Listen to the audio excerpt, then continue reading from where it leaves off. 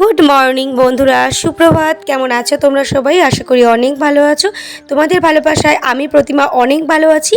তো আরও একটি নতুন ব্লগে প্রতিমা জোয়ালি তোমাদের সবাইকে জানাই অনেক অনেক ভালোবাসা। তো সকালবেলা আমি কিন্তু সবজি দেখি আজকের ভিডিওটা স্টার্ট করে দিয়েছি। তোমাদের দাদাভাই বাজার করে নিয়ে চলে এসছে, তারপরে আমি ব্লগটা স্টার্ট করছি। এর আগে আমার সমস্ত কাজকর্ম হয়ে গেছে, তোজবাবুকে স্কুলে দিয়ে এসেছি, সমস্ত কিছু হয়ে গেছে। বাট সেগুলো তোমাদের সঙ্গে কী শেয়ার করবো বলো? রোজ রোজ একই জিনিস শেয়ার করতে আমার সত্যিই ভালো লাগে না, কারণ কাজ করতে করতেই আমি বিরক্ত হয়ে যাই। প্রতিদিনই একই কাজ, রান্না করো, বাসন মাজো, খাও, ঘুমাও, ঘর মোছো, এগুলো করে করেই আমি বিরক্ত হয়ে যাচ্ছি। তাহলে তোমরা দেখে তো বিরক্ত হবেই, তাই না বলো? তাই আর তোমাদের সঙ্গে একই জিনিস শেয়ার করলাম না। দেখো, আমার ফেভারিট ঢ্যাঁড়স মানে ভেন্ডি। আমার ঢ্যাঁড়স ভীষণ প্রিয়, মানে ভেন্ডি সিদ্ধ, ভেন্ডি ভাজা, ভেন্ডি চচ্চড়ি খুব ভালো লাগে। তাই তোমাদের দাদাভাই দেখো প্রায় 1 কেজি ভেন্ডি নিয়ে এসছে। আর নিয়ে এসছে দেখো কাঁচা লঙ্কা, পটল, উচ্ছে, শাক, এছাড়াও নিয়ে এসছে আলু, পেঁয়াজ, সমস্ত কিছু। আর ভেন্ডিগুলো দেখেছো কত সুন্দর টাটকা আর ফ্রেশ, মনে হচ্ছে যেন সদ্য গাছ থেকে ছিঁড়ে আনা হলো। আর এই যে শাকটা দেখতে পাচ্ছ, এটা হচ্ছে নোটে শাক, আমরা গ্রামের দিকে পোড়া নোটেও বলে থাকি। আর দেখো বন্ধুরা, আজ কিন্তু নিরামিষ, জানো তো? তাই আজ আমাদের ঘরে সয়াবিন রান্না হবে। আর এখন আমি একটা গাবলায় জল ভরে নিচ্ছি। কেন বলো তো? তোমরা ভাবছো যে আমি জলের মধ্যে স্নান করব, একদমই নয়। সকাল সকাল 1 গাবলা জলের মধ্যে আমি এখন ভেন্ডিগুলোকে ভেজাবো। কারণ ভেন্ডিগুলো আগে ধুয়ে কাটলে তাহলে কিন্তু মানে খেতে এর যে লালাটা সেইটা কিন্তু আর বেশি হয় না। তার জন্য আমি সবসময় ঢ্যাঁড়স বলে নয়, যে কোনো সবজি আমি আগে ধুই তারপরেই কিন্তু কাটি। তো এই দেখো ঢ্যাঁড়সগুলোকে খুব সুন্দর করে ধুয়ে নিচ্ছি। আর জানো তো বন্ধুরা, সত্যি এগুলো ফ্রেশ ছিল, খুব একটা ময়লা কিন্তু এর থেকে বের হয়নি। আমার মনে হচ্ছে যে আজকে সকালেই গাছ থেকে এগুলো ছিঁড়ে আনা হয়েছে। তো এবারে এগুলোকে আমি জল থেকে তুলে আলাদা করে নিচ্ছি। আর জানো তো, ছোটোবেলায় আমি জানতামই না যে ভেন্ডিকে লেডিস ফিঙ্গার বলা হয়। তো যাই হোক, এখন সেটা জানি। এরপরে আমি খুব সুন্দর করে ঢ্যাঁড়সগুলোকে কেটে নিচ্ছি। আর ঢ্যাঁড়স না আমি বটি দিয়ে কাটতে খুব একটা পছন্দ করি না, এটাকে আমি চাকু দিয়ে কাটতেই বেশি ভালোবাসি। তার কারণ এর প্রচুর লালা, যেগুলোতে আমার খুবই অ্যালার্জি ওঠে। মানে জানোই তো আমার প্রচুর অ্যালার্জি আছে, তো অনেক কিছুতে অ্যালার্জি আছে। তো এই যে ভেন্ডি যে লালা রসটা না, এটা যদি আমি হাতে লাগে আমার, তাহলে আমার হাত চুলকাতে আরম্ভ হয়ে যায়। তার জন্য আমি সবসময় ঢ্যাঁড়সটা বটি দিয়ে কাটি না, এইভাবে চাকু দিয়েই কাটি, কারণ এর এই লালা রসটা তাহলে আমার আর হাতে লাগে না। তো চলো ঢ্যাঁড়সটা কেটে নিয়ে এবারে দেখো বসে গেছি শাক বাছতে। আর এই শাকটা তো আমার ভীষণ প্রিয়, তার ওপর আবার যদি হয় বড়ি রসুন দিয়ে ভাজা, উফ, আমার যে কী ভালো লাগে। শাক ভাজা দিয়ে আমার 1 থালা ভাত খাওয়া যাবে। আর জানো তো বন্ধুরা, এখন তো কিনে খাই, কিন্তু বিয়ের আগে এই শাক নিজে মাঠ থেকে মানে জমি থেকে তুলে ধুয়ে দিতাম, মা ভাজা করে দিত। আমাদের গ্রামের দিকে এখনও এই শাক কেউই কিনে খায় না। তো দেখো বন্ধুরা, এখন আমি শাক বাছতে বসে গেছি। আর শাক বাছতে বাছতে সত্যিই ছোটোবেলার কথাগুলো মনে পড়ে যাচ্ছে, যে বিকালবেলা শাকগুলো তুলে ধুয়ে রাখতাম আর মা সকালবেলা সেগুলো ভেজে দিত। আর সকালবেলা যদি হয় লাল লাল লঙ্কা দিয়ে আলু মাখা আর সাথে শাক ভাজা, তাহলে আমার কাছে ওটা বিরিয়ানির থেকেও বেশি ভালো লাগে।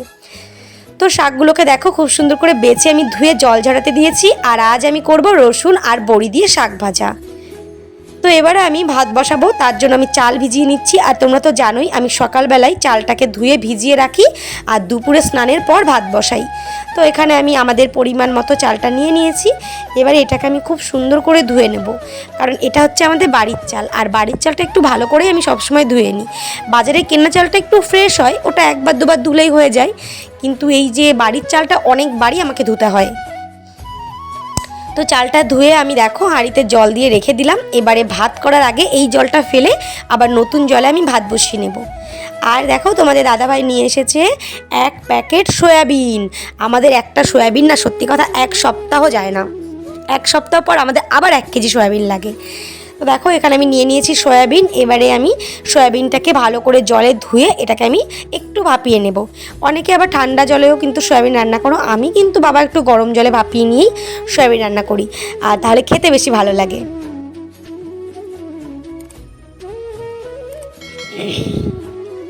তারপর চলে যাচ্ছি ফ্রিজে, অনেকগুলো ফ্রুটস ছিল অনেক দিনের, তো ভাবলাম চলো আজকে এই ফ্রুটসগুলোকে জুস করে খেয়ে নিতেই হবে।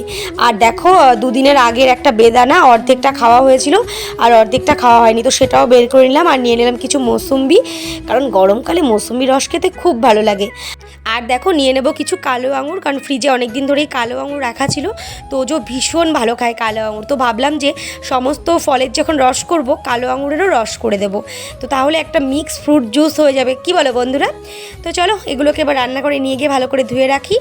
আর এরই মধ্যে আমার কর্তামশাইয়ের হুকুম তাড়াতাড়ি চা করে দাও, তো তাই তার আগে তার চাটা আমি করে নিলাম, কারণ ওর আবার চায়ের নেশা আছে, সকাল হলেই 1 কাপ চা লাগবেই।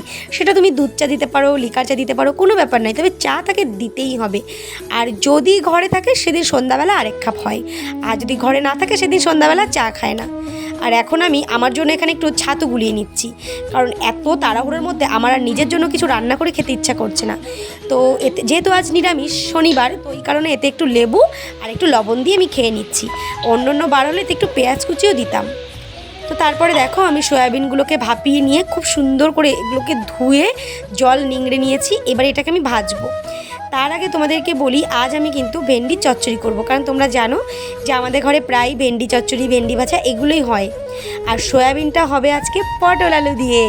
পটল আলু দিয়ে কে কে সয়াবিন খেয়েছো কমেন্টে জানিয়ে যেও কিন্তু। আমি তো শ্বশুরবাড়ি এসেই খাওয়া শিখেছি, বাপের বাড়িতে কখনোই পটল আলু দিয়ে সয়াবিন আমি খাইনি।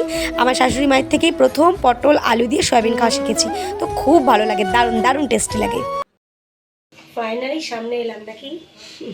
অনেকবার ভাবি আসবো আসবো আসবো, কিন্তু সেই এত কাজকর্ম থাকছে না, একের পর এক কাজ, একের পর এক কাজ, একের পর এক কাজ, যে আমি চাইছি তোমাদের সামনে এসে কথা বলবো, কিন্তু আমি পাচ্ছি না। তো তোজোবু জামা পরা নেই, তাই তোজোবুকে দেখানো যাবে না।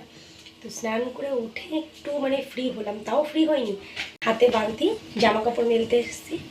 আগে যেগুলো কেটেছিলাম ওগুলো মেলে দিয়ে গেছি, আর এগুলো স্নানের আগে 2-1টা হয়েছিল, তো সেগুলো এখন মিলবো, তারপর পুজো করবো, তারপর খাবো, তারপরে একটু ফ্রি হবো, তাও সেটাকে কাজে লাগাবো, ঘুম। তো আমার জামা কাপড় মেলা কমপ্লিট, বসবো না, জাস্ট একটু বসলাম। শীতকাল হলে মিনিট 10 এখানে টাইম কাটিয়ে যেতাম, কারণ শীতের রোদ্দুর বেশ মিষ্টি লাগে, আর গরমের রোদ্দুর পুরো তেতো লাগে, তেতো একদম অসহ্য লাগছে। তবে একদিক দিয়ে ভালো, জামা কাপড়গুলো বেশ শুকিয়ে যাবে।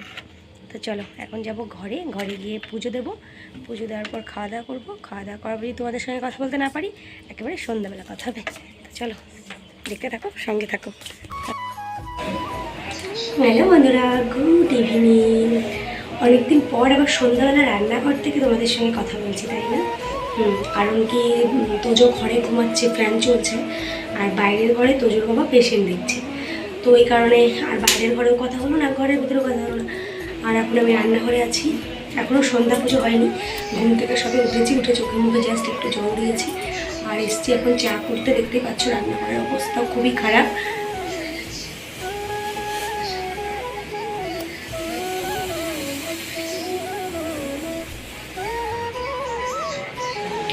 তো এখন আমি করছি চা, কারণ কি একটা পেশেন্ট এসছে, খুবই আমাদের পরিচিত, কাছের, খুব পরিচিত কি কাছের, তো ওটার জন্য আর তোজোর বাবা এই জাস্ট 2 কাপ চা হচ্ছে।